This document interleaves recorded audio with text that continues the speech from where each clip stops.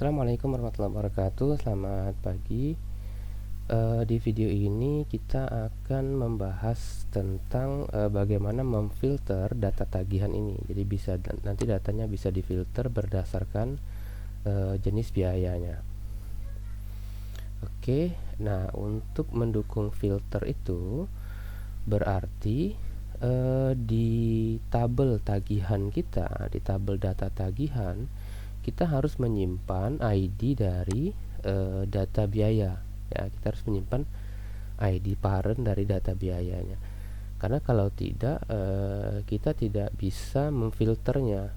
Ya, kan kita kan mau filternya di tabel tagihan. Ya, ini.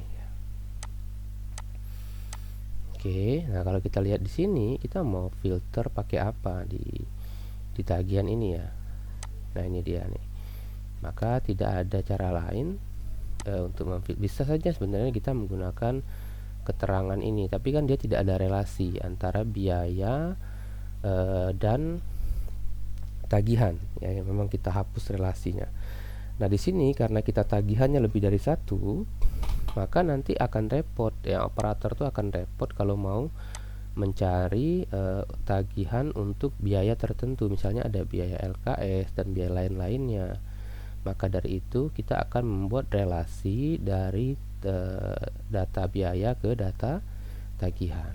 Jadi di sini di tabel tagihan ini kita akan menambahkan biaya ID-nya, ya, biaya ID-nya. Di sini sebenarnya kita bisa tambahkan lewat jenis ini ya. Tapi tidak apa, kita tambahkan satu lagi saja. Di sini saya akan buat satu kolom lagi. Oke. PHP artisan make migration add biaya ID to tagihan min table sama dengan tagihan. Oke, sudah selesai. Sekarang tinggal kita buka add biaya ID to tagihan.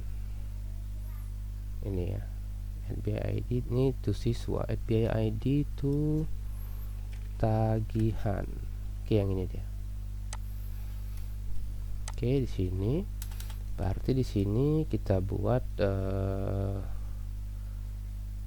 ini boleh nih, foreign biaya ID ini kita tidak pakai reference. Kalau saya tidak salah di Laravel tuh bisa gini, foreign ID langsung ya, foreign ID. Di sini tinggal biaya ID. Kita tidak pakai constraint, langsung saja seperti ini. Jadi ada relasi dari tagihan ke biaya ID. Nah, biaya ID di sini yang kita kasih komen ya. Kita kasih komentar parent biaya. Oke, kita letakkan dia after jenis, setelah jenis. Oke, seperti ini. Dan dia tidak boleh null harusnya ya, dia tidak boleh null. Oke, kalau sudah kita jalankan perintah, ini ditambahkan drop kolomnya, jangan lupa kita tambahkan. Oke, kalau sudah PHP artisan migrate. Call not open PHP input file. Kenapa nih? PHP min v. PHP artisan migrate. Oke, save. Salah perintah. Call not open input G. Ini tidak masalah nih. Oke, kita cek. Harusnya sekarang kalau kita refresh di sini ada biaya ID ya. Oke. Nah, berikutnya berarti di proses tagihan store ini yang pertama, proses tagihan store ini untuk yang biaya SPP ya, untuk yang biaya SPP. Berarti di bagian tagihan create-nya di request data ini kita harus menambahkan juga biaya ID. Jadi di sini ada biaya ID. Ya, biaya ID diambil dari item siswa biaya ID. Oke. Kemudian di proses tagihan line store-nya Ini juga sama, kita tambahkan. Ini kalau ini tidak perlu ditambahkan, unsetnya saja yang kita hapus karena memang defaultnya dia sudah ada biaya ID-nya. Oke, ini sudah selesai juga. Jadi ada perubahan ya di tagihan store dan di tagihan line store. Oke, sekarang saya coba reset datanya dulu. Kita mau lihat apakah tampilannya udah sesuai. Saya pakai PHP MyAdmin saja. Yang mau kita kosongkan itu tagihan detail, notification, terus apa lagi ya?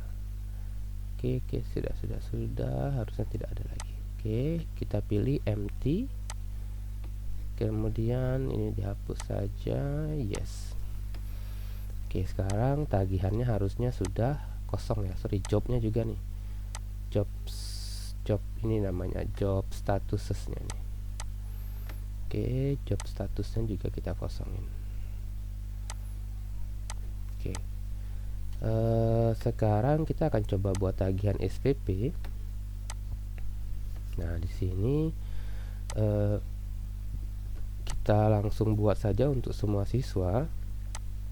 Tagihannya saya mau buat yang bulan 1. Oke, bulan 1. Oke. Kemudian jangan lupa berarti kita harus jalankan perintah PHP artisan keyword ya. Nah, saya pakai QListen saja. Oke. Kemudian kita klik simpan. Oke, sekarang dia running. Oke, kita tunggu masuk ke handphone saya notifnya. Oke, udah selesai. Harusnya sekarang sudah ada data tagihan nih. Ini tagihan SPP semua ini ya. Nah, kemudian berikutnya kita akan buat tagihan lagi. Untuk biaya lain ini saya akan buat untuk siswa tertentu saja yang namanya Budi. Oke, Budi itu enggak ada ya, ada Budiman yang ada. Oke, pilih siswa. Kemudian kita klik next. LKS. Oke. Kemudian selesai, kita simpan. Oke, ini kalau ini kita tidak pakai job ya kayaknya. Klik simpan. Oh, kalau sudah selesai itu harusnya dia jangan di redirect ke sini ya. Kalau udah selesai itu harusnya dia bukan return back tapi dia harusnya returnnya ke sini ya. Lebih tepat sebenarnya ke sini. Berarti di proses tagihan, bukan proses ya, di tagihan line step 4 itu kalau sudah selesai jangan return back tapi redirect rutenya ke tagihan lain index. Oke, seperti ini. Nah, supaya dia muncul ke sini. Ini kalau ini job status ya, tagihan line index itu nanti dia muncul ke sini nih. Oke. Nah, di sini kita mau buat jenisnya. Kita tampilin jenisnya. Berarti kita buka, ini sudah selesai. Oh, sorry, kita cek dulu nih biaya ID-nya kesimpan enggak di tabel tagihan tadi ya. Harusnya ada biaya ID. Oke, biaya ID-nya aman ya. Kemudian di sini tutup dulu. Kita buka tagihan tagihan indeks milik operator. Kita tambahkan di sini selain status ada jenis. Jadi sebelum status itu kita tampilkan jenis. Di sini status mana dia? Oke, ini siswa, ini status. Nah, di sini kita tambahkan jenis item jenis. Oke, ini jenis tagihannya. Oke, tagihan lain ini tagihan SPP. Oke. Nah, kemudian di bagian atas ini kita tampilkan listnya ya, kita tampilkan listnya. Listnya itu kita buat dulu di tagihan controller. Oke.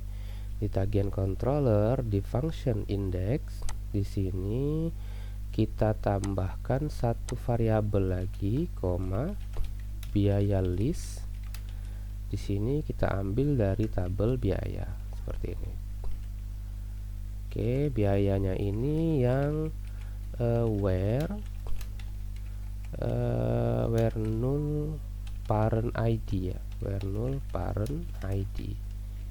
Oke, sudah. Kemudian di tagihan indeksnya tinggal kita tampilkan misalnya sebelum kelas nih, sebelum kelas ini kelas, oke, ini kita copy, kita buat di sini biaya.